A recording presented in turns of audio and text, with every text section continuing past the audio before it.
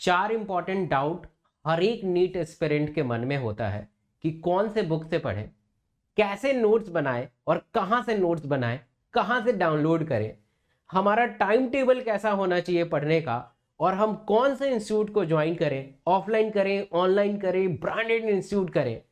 तो इन सारी चीजों के बारे में आज मैं बिल्कुल डिटेल में बताने वाला हूं।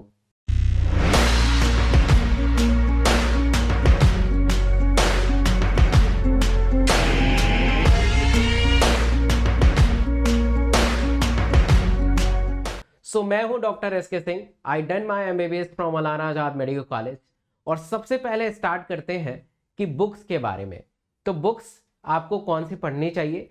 तो सबसे पहले इस बुक को पढ़ने के लिए आपको दो कैटेगरी में बांटना पड़ेगा, थ्योरी और एमसीक्यू।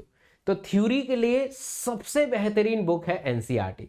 फिर आप कहेंगे कि उस एनसीईआरटी के लाइन को समझने के लिए कोई रेफरेंस बुक बता दीजिए। तो मैं रेफरेंस बुक नहीं बताऊंगा।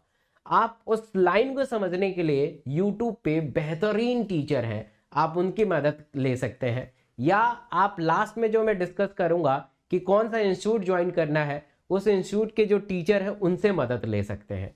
बट आपको पढ़ना है तो सिर्फ एनसीईआरटी ही पढ़ना है, चाहे वो फिजिक्स हो, केमिस्ट्री हो, बायो हो, क्योंकि नीट 2024 और 25 में एनसीईआरटी से ही सवाल आएंगे। तो बारंबार उस लाइन को पढ़िए, उस कंटेंट को पढ़िए, ताकि आपके कॉर्टेक्स आपके दिमाग के अंदर चिपक जाए। क्योंकि आप रेफरेंस बुक पढ़ेंगे शुरुआती दौर में तो आपको बहुत मजा आएगा कि मैं तो बहुत सारे अच्छे अच्छे रेफरेंस बुक से पढ़ रहा हूं, बट एट द एंड आप कंफ्यूज हो जाएंगे, पजल आउट हो जाएंगे। इतने सारे इंफॉर्मेशन को एक जगह आप इकट्ठा नहीं कर पाएंगे, और अगर इकट्ठा कर भी लिए तो ब्रेन के अंदर वो इकट्ठा नहीं हो पाएगा। और आपको पता है कि नीट में बहुत सारे बच्चे बैठते हैं, इतना प्रेशर के साथ, इतना कूड़ा कचरा तो दिमाग के अंदर इकट्ठा है, वो आप प्रोड्यूस नहीं कर पाएंगे। अब जब आप उसको रिकॉल ही नहीं कर पाएंगे तो आप नीट को कैसे दे पाएंगे, नीट में कैसे सफल हो पाएंगे। इसलिए बुक में सिर्फ और सिर्फ एनसीईआरटी करना है। बट फिजिक्स में आप एनसीईआरटी के अलावा दो और बुक का प्रेफरेंस आप ले सकते हैं, रेफरेंस ले सकते हैं, जैसे डीसी पांडे, एसएल अरोड़ा, एक और है एररलेस। इन तीनों में से कोई एक बुक का चुनाव कर लीजिए, जिससे आप फिजिक्स के फॉर्मूला, कंसेप्ट और क्वेश्चन एक साथ कर सकें। अब बात आती है एमसीक्यू की। तो एमसीक्यू, अब मार्केट में बहुत सारे एमसीक्यू हैं, वो दावा तो करते हैं कि वो एनसीईआरटी पे बेस्ड है, बट पता नहीं कि एनसीईआरटी पे बेस्ड है या नहीं है, इसकी ऑथेंटिसिटी कोई दे नहीं सकता है। इसलिए अभी के लिए फिलहाल रहने दीजिए। धीरे धीरे जब आप किसी इंस्टीट्यूट में ज्वाइन करेंगे, आपके टीचर आपको बताने लगेंगे, है ना, धीरे धीरे कर लीजिए। मैं यहाँ पे किसी को ब्रांड को प्रमोट नहीं कर रहा हूँ, इसलिए मैं नाम नहीं बता रहा हूँ। अभी आप एमसीक्यू वाला पोर्शन को छोड़ दीजिए, कोई बात नहीं, कोई फर्क नहीं पड़ेगा। अभी आप थ्योरी को बिल्ड करिए, अपने कंसेप्ट को बिल्ड करिए। अभी हमें एमसीक्यू करने के लिए बहुत समय मिलेगा। अब सेकंड जब बात करते हैं नोट्स की, तो नोट्स कैसे बनाएं और नोट्स कहां से डाउनलोड करें, किसके नोट्स लें, किसी सीनियर के नोट्स ले लें। तो देखिए, नोट्स आपका खुद का होना चाहिए, क्योंकि आप खुद से लिखते हैं तो आपको पता होता है कि आपने क्या लिखा है, किस प्रकार से लिखा है। ऑब्वियस है, नोट्स कहां से बनाए, तो उसका रेफरेंस आप एनसीईआरटी से ले सकते हैं। एनसीईआरटी की लाइन बहुत जटिल होती है, कॉम्प्लेक्स होती है, उसे अपने लैंग्वेज में आसान शब्दों में लिख सकते हैं। या हो सकता है एनसीईआरटी में बहुत सारे ऐसे एग्जाम्पल हैं, फैक्चुअल चीजें हैं, जिसे आप बार बार पढ़ने की जरूरत पड़ती है, तो उसे आप नोट्स में लिख सकते हैं। और उससे भी बेहतर ये हो सकता है कि जो आपके टीचर पढ़ा रहे हैं उनके नोट्स का अनुसरण करिए, उनके नोट्स को फॉलो करिए, उनके नोट्स को डाउनलोड करिए, या जब वो पढ़ा रहे हैं तो उनसे पढ़ाते हुए आप नोट्स बना सकते हैं। तो ये नोट्स बनाने का तरीका है। ऐसा नहीं कि आप एनसीईआरटी के पूरे लाइन को छाप दिए, तो ये नोट्स बनाने का तरीका नहीं हो सकता है। फिर एनसीईआरटी और आपके नोट्स में क्या डिफरेंस है, आप समय को बर्बाद कर रहे हैं। तीसरे पहलू के बारे में बात करेंगे, that is time table. Time table बहुत इंपॉर्टेंट है। तो टाइम टेबल को दो हिस्सों में बांटते हैं। एक ऐसे स्टूडेंट जो डमी स्कूल में है, जो नॉन अटेंडिंग में है, और एक ऐसे स्टूडेंट जो अटेंडिंग है, इस बार स्कूल में जा रहे हैं, बोर्ड दे रहे हैं। तो जो डमी स्कूल वाले हैं, जो बोर्ड जो स्कूल में नहीं जाते हैं, उनके लिए तो अच्छा खासा टाइम है। तो आप अभी से एटलीस्ट 9 आवर्स का टाइम टेबल बना सकते हैं। 9 आवर्स में 3 घंटा फिजिक्स, 3 घंटा केमिस्ट्री, 3 घंटा बायो पढ़ सकते हैं। इसके अलावा अगर आपकी क्लासेस अगर होती हैं तो वो भी लेना पड़ेगा, जो आप इंस्टीट्यूट जा रहे हैं वो भी लेना पड़ेगा, जो आप ऑनलाइन क्लासेस कर रहे हैं वो भी लेना पड़ेगा।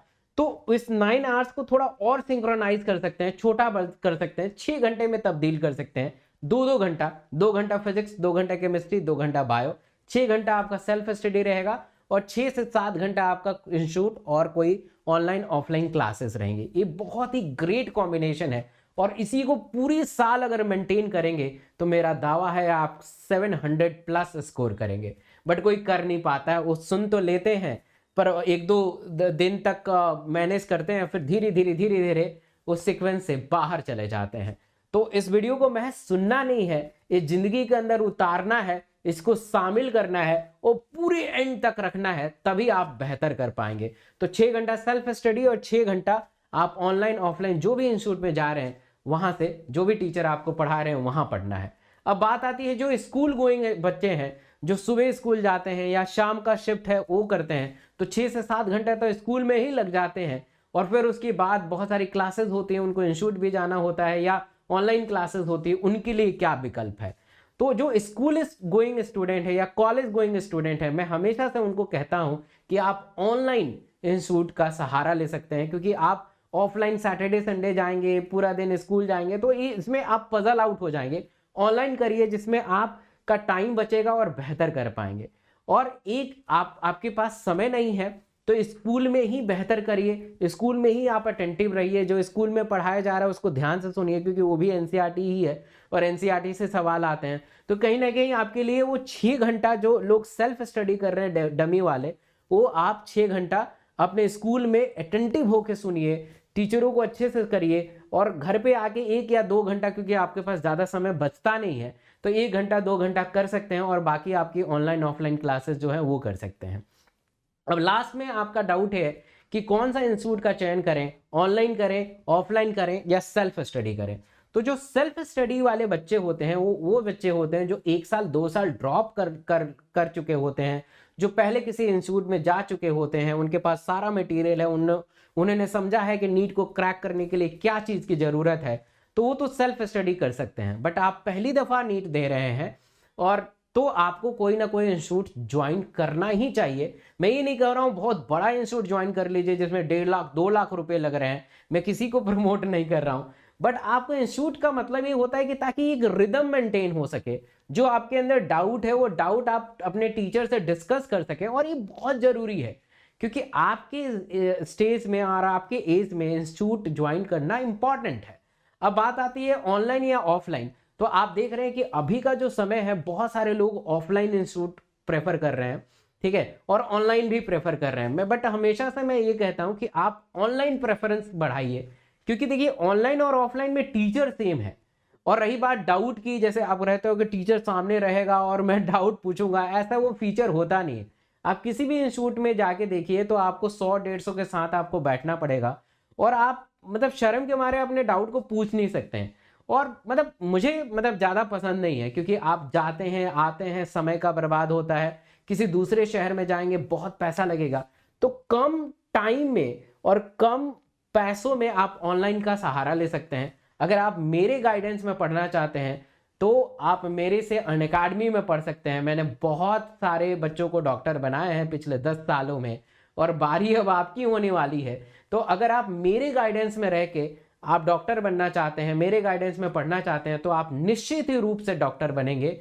और आप मेरे कहीं फीडबैक पढ़िएगा तो आपको नजर आएगा कि जो मेरे से बच्चा पढ़ता है उसके बायो में 350-360 तो निश्चित रूप से आता है।